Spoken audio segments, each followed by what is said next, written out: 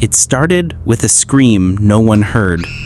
Just before sunset, on a freezing February evening in 2016, someone climbed into a silver Chevrolet Equinox outside a quiet suburban home in Kalamazoo, Michigan, and never came back. There were no warning signs, no flashing lights, no sirens, just a stranger behind the wheel of an Uber, smiling, polite, and minutes away from unleashing one of the most senseless killing sprees in modern American history.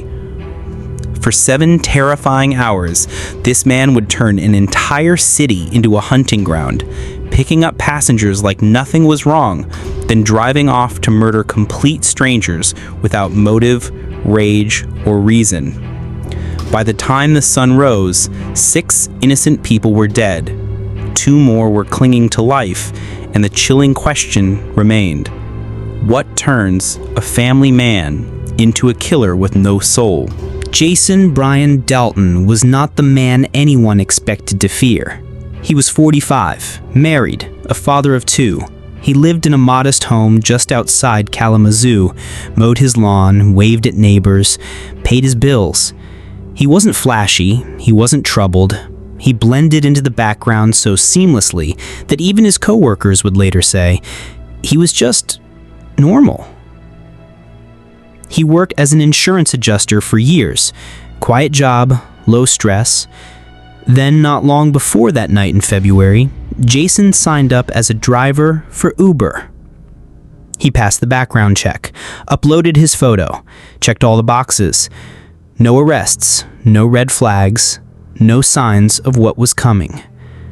To his passengers, Jason seemed friendly, talkative even. The kind of guy who'd ask if you liked the music, offer you a mint, crack a dad joke. Nothing about him screamed danger, but something was building behind his calm exterior. And on February 20th, 2016, that something snapped. It began around 4:30 p.m. Dalton picked up his first Uber fare of the evening, a man named Matt Mellon, young, polite, just looking for a lift across town. From the moment Matt got in the car, things felt off. Jason drove erratically, blew through stop signs, swerved across lanes. At one point, he got a call, then hung up and started acting stranger, eyes twitching, hands tight on the wheel. Matt asked to get out. Jason didn't respond. Then finally, he pulled into a parking lot. Matt jumped out and called 911. But no one knew who Dalton really was. The report didn't go far, and the night was just beginning. From that moment on, Jason Dalton became a man possessed. Not by anger, not by revenge, but by something far more unnerving. A quiet, calculated detachment from reality. He opened the Uber app, waited for new rides, and while the system pinged for passengers, Dalton opened the glove compartment. Inside was a Glock 9mm pistol. And somewhere deep in his mind, a decision was made. Tonight, people were going to die. 5:42 p.m. The sun was slipping beneath the Michigan horizon, painting the sky in dusky orange. It was that strange hour between day and night, when the world feels still, unaware, vulnerable. Jason Dalton pulled his Chevy Equinox into the driveway of a small rental property on Meadow Drive. He wasn't there to pick someone up. He wasn't there to talk. A woman named Tiana Carther stood outside with a group of children. They were neighbors, laughing, chatting, killing time before dinner. Jason stepped out of the car and asked her a simple question. "Have you seen a dog around here?" Tiana didn't think much of it. She said no and turned back toward the kids. Then she heard a sound that didn't belong on a quiet neighborhood street. Pop. Then another. Pop, pop, pop. Jason Dalton had drawn his gun and opened fire, right there, in front of children. Tiana was hit 4 times, in the back, legs, and arm. But somehow, she didn't go down. Bleeding and panicked, she screamed at the kids to run, shielding them as she crawled to a neighbor's house. She survived, barely, but her phone had been shattered by a bullet, and emergency services were slow to arrive. By the time police reached the scene, Dalton was long gone. There were no witnesses who could give a license plate, no surveillance cameras in the right spot, just shell casings on the pavement, and a woman who couldn't explain why a complete stranger had tried to kill a mother in cold blood. Back in his car, Jason turned the Uber app back on. Yes, he was still working, still picking people up, still playing the part of the everyday rideshare driver, smiling as strangers climbed into his car completely unaware they were sitting next to a man who had just tried to murder a mother in cold blood. One passenger would later recall, he drove like nothing was wrong. Small talk, smooth ride, 5 stars. The mask was flawless, too flawless. But beneath it, the bloodlust was growing. 7 p.m. The streets of Kalamazoo were quiet, chilled by the winter wind. People were settling into their Saturday night routines, family dinners, movie nights, maybe a quick stop at the store. No one suspected that a killer was drifting silently among them. Jason Dalton was still accepting Uber rides. He picked up a young woman and her fiancé, Mallory and Devon, headed to a friend's house. The ride was smooth, nothing unusual. Jason made small talk, cracked a joke about the snow. When he dropped them off, they gave him 5 stars. They had no idea they had just ridden with a man who, less than 2 hours earlier, had shot a woman in front of children. Jason didn't linger. He drove to Sealy Ford dealership, parked his car in a corner of the lot, and waited. Inside, 2 men, Richard Smith, 53, and his son Tyler, 17, were browsing used vehicles. It was an ordinary errand, father and son bonding over horsepower and price tags. They never saw Jason coming. With no warning, no provocation, Dalton stepped from his car and opened fire. Multiple rounds tore through the night. Richard was shot in the head. Tyler tried to run, but was hit in the back. They both died on the cold pavement next to a row of SUVs. Then Jason calmly returned to his car and drove away. He didn't speed, he didn't panic. His next move wasn't to flee, it was to take another Uber fare. A woman named Jennifer requested a ride for her and her friends. She was just trying to get to a bar downtown. Dalton showed up, smiling, and they climbed in. During the ride, one of the girls got a news alert on her phone. "Hey, did you hear? Someone just got shot at Sealy Ford." Dalton didn't react. He kept driving. Jennifer laughed nervously and joked, "You're not the shooter, are you?" Jason turned around, looked her in the eyes, and said, "No, I'm just tired. Just tired, that's all." Then he dropped them off, 5-star rating and all. 3 people were already dead, and Dalton was still blending in, moving from crime scene to crime scene, invisible behind the illusion of normalcy. But the night wasn't over. In fact, it was only getting darker. 10 p.m. The parking lot outside the Cracker Barrel on West Main Street was calm. A few families were leaving the restaurant, saying their goodbyes, bundling into cars. It was the kind of place people went to unwind. Biscuits, coffee, safe company. Inside a van near the entrance, 4 women sat chatting after dinner. Mary Lou Nye, 62. Mary Jo Nye, 60. Dorothy Brown, 74. And Barbara Hawthorne, 68. They were friends, some retired, some teachers, all deeply rooted in the Kalamazoo community. This was just a girls' night out. A 5th woman, Abigail Kopp, only 14 years old, was with them, Barbara's granddaughter. She sat in a nearby vehicle, scrolling through her phone. Jason Dalton had been driving in circles for over an hour, like a predator waiting for the right moment to strike. He pulled into the Cracker Barrel lot slowly, deliberately, parked across from the van. He stepped out, walked calmly across the cold pavement, and without a word, opened fire. The van was torn apart in seconds. 9 bullets. Mary Lou, Mary Jo, Dorothy, and Barbara, all dead. Dalton then turned his attention to the other car, where 14-year-old Abigail sat, frozen. He fired a single shot through the windshield. She collapsed. Blood pooled around her head, her breathing slowed. Witnesses ran for cover. The scene was chaos, but Jason didn't stay to see it. He walked back to his Equinox, got in, and drove off into the night. 4 women were killed. A child was presumed dead. In just minutes, the parking lot had transformed from a picture of Midwestern peace to a massacre zone. Police were now scrambling. They didn't know who the shooter was, but they knew it was the same person. Same gun, same car, same calm. Witnesses described a silver SUV. Surveillance footage showed it weaving through traffic minutes after the shooting. And yet, Uber was still active.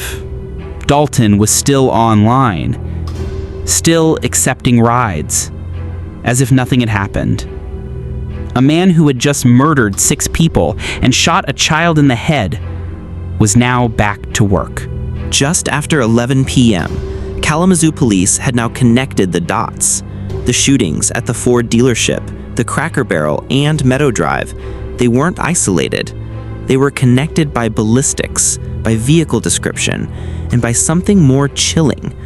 They were random. No common thread. No link between the victims.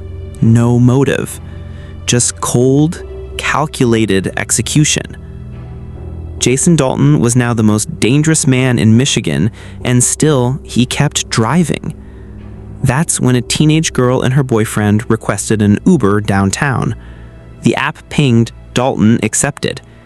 He pulled up in the same Chevrolet Equinox, bullet casings still inside, blood possibly on the tires, and yet he smiled and waved as they got in. The girl noticed his demeanor right away. He was twitchy, quiet, sweating, even though it was freezing. They hadn't gone more than a few blocks when something set her off. Maybe it was the way he ignored her questions. Maybe it was the tension in his jaw. Maybe it was instinct. Whatever it was, she whispered to her boyfriend, "Something's wrong. We need to get out of this car." At the next stoplight, they bailed. She later told police, his eyes didn't look human. It was like he wasn't even there. Meanwhile, 911 calls were flooding in. Kalamazoo police issued a countywide alert for a silver Chevy Equinox. Officers were scanning traffic cams. Helicopters were prepping. But they were already too late for some. That's when they got the break they needed. An off-duty officer out for a drive spotted the vehicle near downtown. He followed discreetly, called it in. Then, around 12:40 a.m., just over 7 hours since Dalton first pulled the trigger, police intercepted him near a bar in downtown Kalamazoo. No chase, no shootout, no struggle. He stopped the car, put his hands up. Inside the vehicle, a black Glock 9mm, a bulletproof vest, and a blank expression. When they pulled him from the car, he said just 6 words. "I know why you're here." But he didn't resist, didn't ask for a lawyer, didn't even seem surprised. It was as if Jason Dalton had known from the beginning that this was how it would end. But what he said next, once they got him into the interrogation room, shocked investigators to their core. Because Jason Dalton didn't offer a motive. He offered a myth. In the stark white walls of the Kalamazoo police interrogation room, Jason Dalton sat slouched in a chair, hands cuffed, eyes darting around the room. He didn't ask for a lawyer. He didn't seem scared. When detectives began questioning him, he spoke freely, willingly, as if eager to tell his story. But what he said wasn't a confession in the traditional sense. It wasn't remorseful or logical. It was bizarre, disturbing, delusional. Jason Dalton claimed that the Uber app on his phone had taken control of him. "It was like the app was giving me orders," he said. "It would change colors, red, then black, and that's when things went bad." He said a devil figure appeared on his phone screen after he logged into the Uber app that day. That figure, he claimed, was communicating with him, possessing him, controlling his actions. The more he spoke, the more surreal it became. He described the app as a portal to a different world, a gateway that allowed something inhuman to take over. Detectives pressed him. Was he on drugs? Had he been drinking? Toxicology tests came back clean. No substances in his system. No history of mental illness that anyone had previously documented. No brain tumor. No head trauma. Just this claim that the Uber app had turned him into a puppet. At one point, he told investigators, "I wasn't Jason when this happened. I was something else." He even said that the Equinox, his silver SUV, was part of the control system, that the devil figure on his phone connected to the car, made it drive differently, made him feel invincible. It was a chilling narrative, not because it made sense, but because he believed it. Psychiatrists would later examine Dalton to determine if he was faking. Was this a last-ditch attempt to plead insanity? But their evaluations were clear. Jason Dalton was competent to try stand. He knew right from wrong. Even if he believed a malevolent app had whispered in his ear, he had loaded the gun. He had pulled the trigger. Repeatedly. As the interrogation wore on, one officer finally asked the question everyone had been thinking. Why did you do this? What was the real reason? Dalton paused, then stared blankly at the wall and said nothing. Because there was no why. Just a man with no criminal record, no history of violence, who one day, without warning, became a mass murderer. By the time the case of Jason Dalton made national headlines, the public was already gripped by a singular question. Why? Why would a mild-mannered father of two with no history of violence suddenly carry out a mass shooting over the course of a single night, targeting complete strangers with terrifying precision? People expected the courtroom to bring clarity, a trial, evidence, cross-examinations, maybe even a glimpse into the mind of a man who'd left 6 people dead and 2 others critically wounded. But that trial never came. In January 2019, almost 3 years after the shootings, Jason Dalton stunned everyone, including his own defense team, by standing up in court and saying 2 words: "I plead guilty." No deal, no negotiation, no explanation. He accepted guilt for all 6 murders, both attempted murders, and all related felony charges. The families of the victims had prepared themselves to endure a painful legal battle. They expected to relive every moment: autopsy reports, surveillance footage, emotional testimonies. Instead, it was over in minutes. Judge Alexander Lipsy asked him, "Are you doing this of your own free will?" Dalton replied, "Yes, Your Honor." In that moment, something shifted in the courtroom. Relief, perhaps, but also frustration. For many, this was not closure. It was another mystery. He offered no motive, no apology, no statement, just silence. At sentencing, the families of the victims were finally allowed to speak, and what they said pierced the courtroom like shards of glass. Barbara Hawthorne's daughter sobbed as she described losing her mother and almost losing her daughter, Abigail Kopf, who was miraculously survived a gunshot to the head at 14, but was left with lasting physical and emotional scars. Mary Lou Nye's nephew said, "You didn't just kill 6 people. You killed parts of the rest of us." Dalton showed no emotion as each family spoke. He never looked up, never cried, never responded.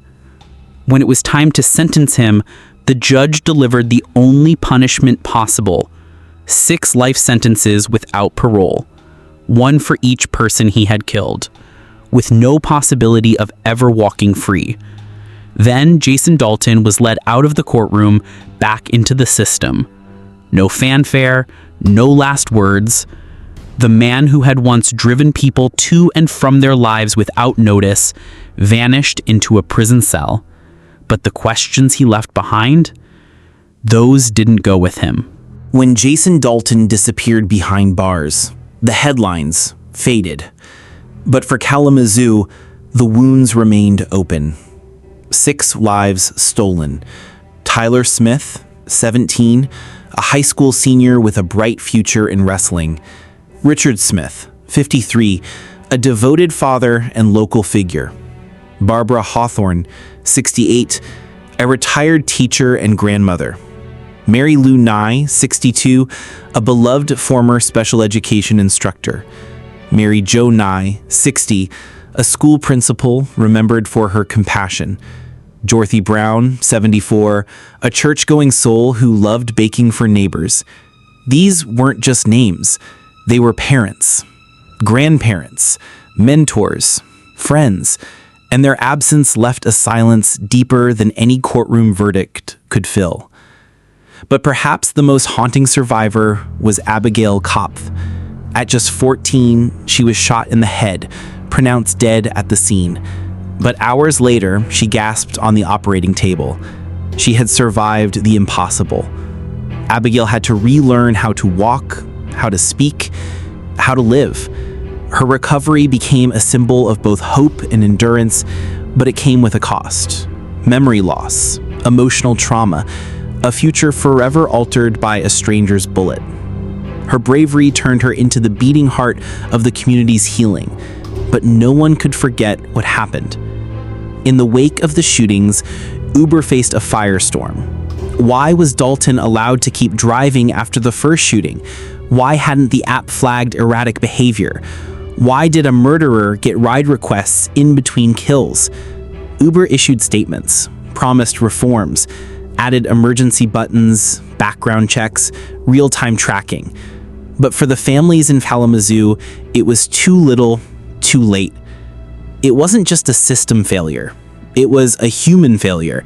The terrifying reminder that evil doesn't always wear a mask. Sometimes it wears a name tag, a driver's license, a 5-star rating. In the years since the rampage, Kalamazoo has tried to move on. Memorials were built, community events were held. But every February, that cold winter night of 2016 lingers in the air like a shadow. Because what Jason Dalton stole wasn't just lives. It was trust. Trust in strangers. Trust in routine. Trust that stepping into a car, ordering dinner, walking across a parking lot wouldn't be your last moment alive. And perhaps that's the deepest horror of all. He didn't kill for money, or revenge, or ideology. He killed because he could. And to this day, we may never fully understand what snapped inside him. There will be no books written by Dalton, no jailhouse interviews, no manifesto. Just silence. And in that silence, the echoes of a community forever changed. In memory of the lives lost on February 20th, 2016, may we never forget them.